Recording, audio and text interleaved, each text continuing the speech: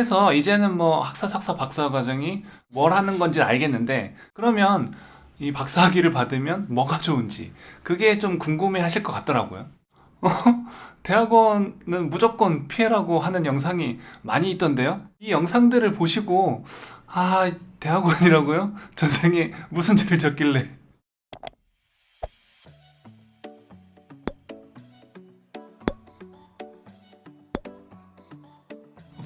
반갑습니다, 여러분. 연구하면서 하루하루 버티는 방법을 고민하고 또 고민하는 과학한 동네 바보 동도로동동 동방입니다. 지난번에는 이 학사, 석사, 박사 과정이 무엇인지 간단하게 리뷰를 했었고, 그리고 각각의 과정에선 논문은 어떻게 쓰는지 얘기를 했었죠. 그 영상이 의외로 많이들 관심을 가져주시고 호응도 많이 해주셨더라고요. 댓글도 많이 남겨주시고 말이죠. 그래서 이제는 뭐 학사, 석사, 박사 과정이 뭘 하는 건지 알겠는데, 그러면 이 박사학위를 받으면 뭐가 좋은지 그게 좀 궁금해 하실 것 같더라고요. 대학원은 무조건 피해라고 하는 영상이 많이 있던데요. 대학원이라고요? 전생에 무슨 죄를 졌길래 라고 생각하시는 분들이 많을 것 같아서, 오늘은 이 학위를 받으면 좋은 점들, 제가 30대 후반에 대학원을 다니고 지방대 다녔음에도 불구하고 어떤 큰 두려움 없이 나름 만족하면서 즐겁게 대학원을 다닐 수 있었던 이유에 대해서 한번 오늘 얘기를 해보려고 해요. 그래서 오늘 영상은 대학원을 갈지 말지 고민하시는 분들, 그리고 대학원을 다니고 있는데 이거를 계속 해야 되나 말아야 되나 고민하고 계시는 분들에게 도움이 될 것 같으니까 끝까지 한번 봐주시고, 아직 구독하지 않은 분들이 계시다면 구독하는 거 잊지 말아주세요.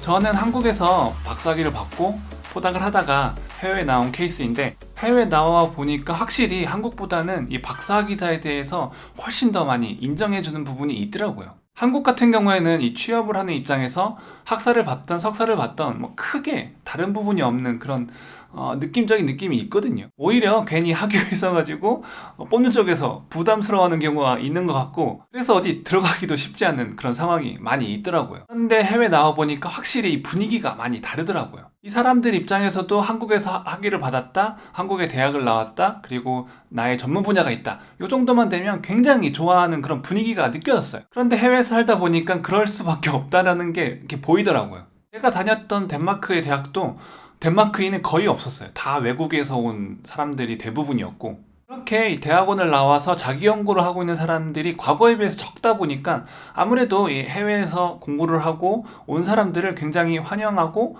굉장히 좋게 받아들이는, 좀 굉장히 대우해주는 그런 분위기가 느껴지더라고요. 그리고 이 사회적인 분위기도 어떤 한 분야에서 꾸준하게 공부를 한 사람들을 인정해주고 끌어안으려는 분위기, 이런 게 좀 느껴졌어요. 예를 들면 나라마다 좀 다르긴 하겠지만, 뭐 비자를 받을 때도 굉장히 수월하게 받을 수가 있고, 시민권이나 영주권을 받을 때도 그 경력을 인정해주고 대우해주는 그런 분위기가 있다고 하더라고요. 팔은 계속 올라가지? 척추가 틀어졌나? 학위를 받으면 좋은 두 번째는 이 자신감인 것 같아요. 저는 고등학교 때하고 대학교 때를 생각을 해보면, 지난번에도 한번 얘기를 하긴 했지만 이 공부랑은 큰 관계가 없는 사람이었거든요. 기억력도 뭐 그렇게 좋지가 않았고, 성적도 늘 이 밑바닥에서 잔잔바리로 있는 그런 학생이었고, 그래서 늘 자신감도 없었고 내 의견을 뭐 표현하지도 못했고 내가 뭘 하고 싶은지도 모르는 그런 학생이었거든요. 그런데 대학원에서 한 분야를 정하고 그 분야에 꾸준하게 공부를 하면서 그 분야에서 논문도 몇 개를 쓰고 그 논문을 가지고 졸업 논문도 쓰고 하다 보니까 이제는 어떤 분야를 하더라도 뭔가는 할 수 있겠다라는 그런 자신감이 생기더라고요. 대학원에서 공부를 하면서 이 배우는 것이 해당 분야의 전문 지식을 배우는 것도 물론 있지만, 사실 그것보다 더 중요한 게 어떻게 공부해야 되는지 그 방법을 배우는 거거든요. 그러니까 이 대학원 과정이라는 것이, 지난번에도 한번 얘기를 했지만, 내가 전혀 모르는 분야에 대해서 조사를 하고 거기서 어떤 부족한 부분을 찾거나 어떤 질문을 찾아서 그 질문에 대한 답을 찾기 위한 어떤 방법을 제안을 하고 실험을 해서 논문이나 특허를 제출하는 그런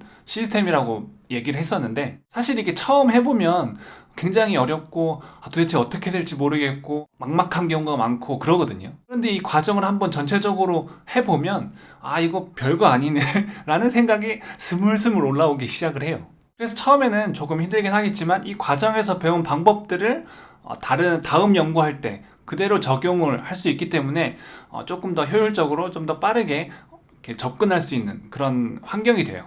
그렇게 내가 할 수 있는 연구가 한두 개씩 늘다 보면 이제는 어떤 연구를 하더라도 평균 이상의 실적은 낼 수 있겠구나 라는 생각이 들게 되고, 이때가 바로 제가 전에 말씀드렸던 이 박사학위를 받을 때쯤 나타나는 그런 시그널이라고 할 수가 있겠네요. 그렇죠?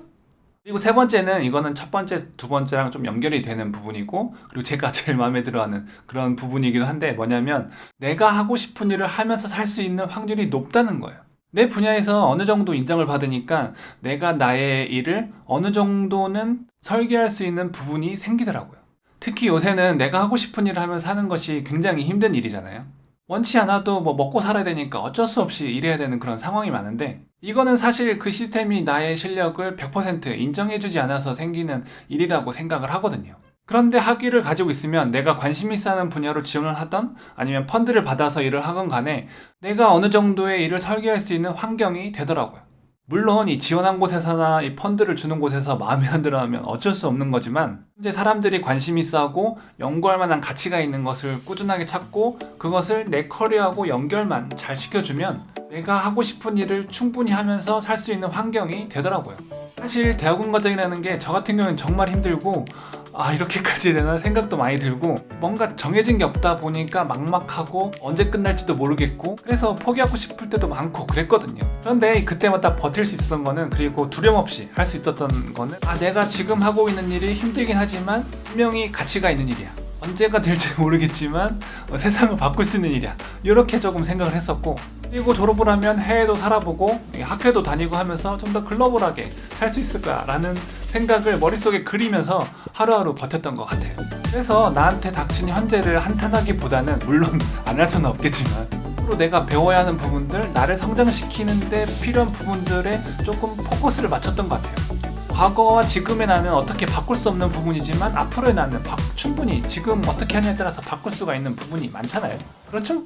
그렇게 조금 더 의미 있고 연구 능력을 향상시키는 데 관심을 가지다 보니까 그래도 그 시간, 그 힘든 그 시간을 버틸 수 있지 않았나, 그렇게 생각을 해봅니다. 오늘은 제가 힘든 대학원 과정을 버틸 수 있었고 두려움 없이 할 수 있었던 배경에 대해서 한번 얘기를 해봤는데요. 사실 이렇게 얘기는 하긴 했어도 그 당시에는 정말 버티기 힘든 그런 순간들이 많이 있었던 것 같아요. 하지만 그 순간순간에 제 옆에서 도움을 주었던 그 많은 분들이 없었다면 그거를 버티기 힘들었을 것 같고, 그런 의미에서 그런 고민을 하고 있는 많은 분들에게 도움을 저도 드릴 수 있지 않을까, 그런 생각에서 유튜브를 하고 있긴 한데 도움이 많이 되는지는 모르겠네요. 도움이 되셨으면 구독과 좋아요 잊지 말아주시고, 궁금한 거 있으시면 댓글로 알려주시고 힘이 되는 응원 댓글도 부탁드리겠습니다. 다음에 더 좋은 영상으로 만나요. 동바.